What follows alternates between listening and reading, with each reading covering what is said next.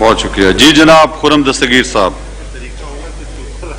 شکریہ جناب deputy speaker, میں آپ کا شکر گزار ہوں. میں نے اس ایوان کو ایک یاد کرانا ہے کہ آج 13 جولائی یوم شہدائے کشمیر ہے، اور آج سے 89 سال پہلے کشمیریوں نے کے ایک غیور گروپ نے آواز اٹھائی تھی اپنے حقوق کے لیے، جنہیں شہید کر دیا گیا. اور چونکہ شہداء کا دن ہے تو وہ 1 لاکھ سے زائد ہمارے کشمیری بھائی جو اپنی آزادی کی جد و جہد میں ہندوستان کی فضائی قوتوں کے ہاتھوں شہید ہوئے ہیں، انہیں ہم یاد کریں گے. جو انتہائی افسوسناک ہے کہ ہزاروں ہماری بہنوں کی جو عصمت دری ہندوستان کی فورسز نے کی ہے، اور اتنے ہی ایک ایسا معاملہ ہے جس کی تعداد کا تعین نہیں ہو سکتا کہ کتنے مسنگ پرسنز ہیں مقبوضہ کشمیر میں. وہاں اجتماعی قبریں ملی ہیں، لیکن جناب ڈپٹی اسپیکر، اصل معاملہ یہ ہے کہ کیا ہم نے صرف یاد کر کے یہ بات چھوڑ دینی ہے؟ ہمارے اوپر جو ذمہ داری ہے، جو میں حکومت کو یاد کرانا چاہتا ہوں، کہ جو کشمیر پاکستان کے زیر انتظام ہے، جس میں اس وقت انتخابات ہو رہے ہیں، حکومت کی ذمہ داری یہ ہے کہ 25 جولائی کو ہونے والے آزاد جموں کشمیر کے انتخابات اتنے صاف، اتنے شفاف، اتنے مداخلت سے پاک ہوں کہ ہم دنیا کو دکھا سکیں کہ مقبوضہ کشمیر میں تو ہندوستان استحصال کر رہا ہے، لیکن ہم نے جو پاکستان کے زیر انتظام ہے ان میں رہنے والے کشمیریوں کو پورے جمہوری حقوق دیے ہیں. دوسری طرف جناب ڈپٹی اسپیکر، نریندر مودی نے پچھلے مہینے کے آخر میں ایک میٹنگ کی اپنے بھارت نواز جو گروہ ہے، اور کہا کہ جی وہ نئی ڈی لمیٹیشن کر رہے ہیں، نئے حلقے بنا رہے ہیں، اور ان کا مقصد یہ ہے کہ مقبوضہ کشمیر پہ جو 5 اگست 2019 کا تسلط قائم کیا تھا ہندوستان نے، اور کشمیر کی جو علیحدہ حیثیت تھی وہ ختم کی تھی، اس کے اوپر ایک نئی مہر ثبت کی جائے غلط انتخابات کے ذریعے. تو جناب اسپیکر، میں اس ایوان میں کھڑا ہو کر اس چیز کی مذمت کرنا چاہتا ہوں کہ وفاقی وزراء اس قسم کے بیان دے رہے ہیں آزاد کشمیر جا کر کہ آپ ہمیں 1 ووٹ سے جتائیں گے تو ہم آپ کو 1 کروڑ کے فنڈ دیں گے. وفاقی وزراء کی ویڈیوز ہیں کہ وہ اپنی جیب سے 5-5 لاکھ روپیہ نکال کر دے رہے ہیں. اور ابھی لیٹسٹ بیان آیا ہے کہ جی آپ ہمیں جتوائیں تو ہر جو وہاں ممبر لیجسلیٹو اسمبلی ہے اس کو ہم 5 ارب دیں گے، ہم اسے اتنے ارب دیں گے. جناب اسپیکر، یہ ویڈیوز، یہ بیانات صرف پاکستان میں نہیں دیکھے جاتے، یہ پوری دنیا میں دیکھے جاتے ہیں. اور جب آزاد کشمیر کے انتخابات کو نظر آئے گا کہ حکمران پارٹی سب ورٹ کر رہی ہے، تو پھر ہم کس منہ سے کہیں گے کہ مودی غلط کر رہا ہے ڈی لمیٹیشن پلان میں؟ تو جناب اسپیکر، میں پھر دہرانا چاہتا ہوں کہ وہ چونکہ آج یوم شہدائے کشمیر ہے، وہ میرے لاکھوں بھائی اور بہنیں مقبوضہ کشمیر میں جنہوں نے قربانی دی ہے، ایک چھوٹا سا کام ہے ہم نے کرنا کہ ان کا خون نہ حق نہ جائے، کہ ہم 25 جولائی کو آزاد جموں کشمیر میں صاف اور شفاف اور مداخلت سے پاک انتخابات کروائیں، تاکہ یہاں جمہوریت قائم ہو، تاکہ ہم دنیا کو بتا سکیں کہ مودی نے غلط کیا تھا. لیکن چیریٹی بگنز ایٹ ہوم. آپ نے اپنے عمل سے یہ ثابت کرنا ہے کہ آپ جمہوریت کے معاملے میں سنجیدہ ہیں، آپ کشمیر کے معاملے میں سنجیدہ ہیں.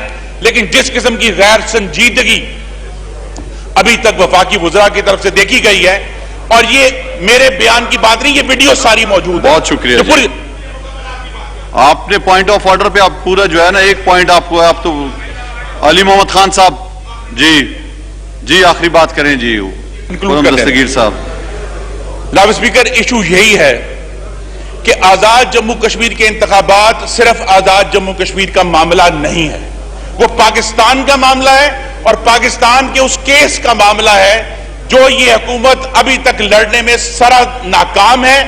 تو لہذا اس تمام کیس کا، ان شہداء کے خون کا یہی ہم کر سکتے ہیں کہ ہم پوری سنجیدگی سے آزاد جموں کشمیر میں رہنے والے اپنے بھائیوں اور بہنوں کو وہ تمام جمہوری اور انتخابی حقوق دیں تاکہ ہم دنیا کے لیے ایک ماڈل کریٹ کر سکیں. میں آپ کا شکر گزار ہوں. علی محمد خان صاحب. بہت شکریہ جناب ڈپٹی اسپیکر صاحب. بڑے اہم ایشو پہ میرے محترم کولیگ نے بات کی ہے. کشمیر کے الیکشن پہ یاران جہاں کہتے ہیں کشمیر ہے جنت، جنت کسی کافر کو ملی ہے نہ ملے گی. کشمیر کا الیکشن ہم سب کے لیے انتہائی اہم ہے. یہ میں نہیں، ہمارے قائد محمد علی جناح کہتے تھے کہ کشمیر از اور جگلر وین.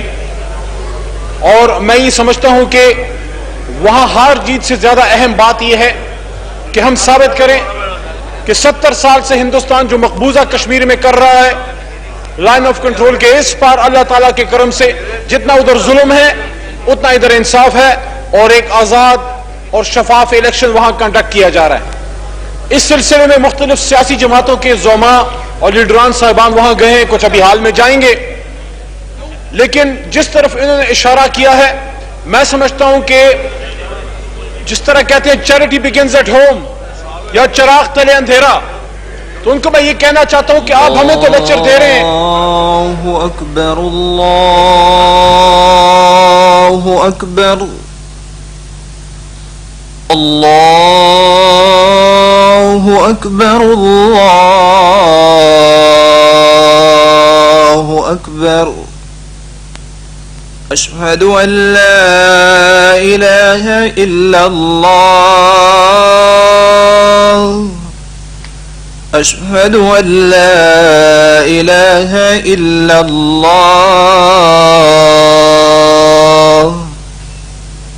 اشہد ان محمد رسول اللہ اشہد ان محمد رسول اللہ حی علی الصلاة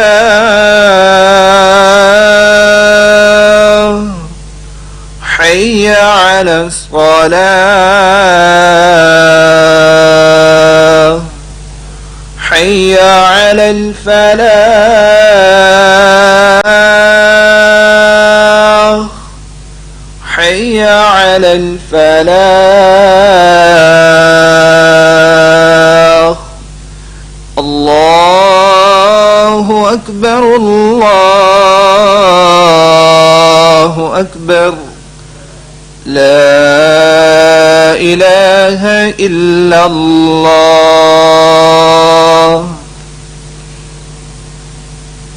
جی علی محمد خان صاحب. بہت شکریہ جناب ڈپٹی اسپیکر صاحب.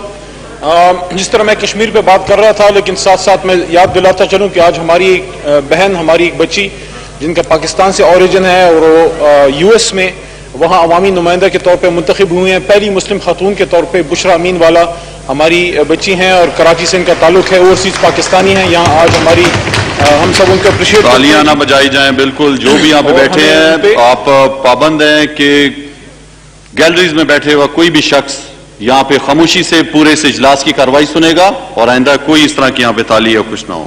ہم ان کو اپریشیٹ کرتے ہیں. جی جناب ڈپٹی اسپیکر صاحب، جو کشمیر پہ انہوں نے بات کی ہے، ڈیسک بجا سکتے ہیں جو یہاں پہ نمائندے ہیں، لیکن وہ جو گیلری میں بیٹھے ہوئے لوگ ہیں وہ نہیں بجا سکتے.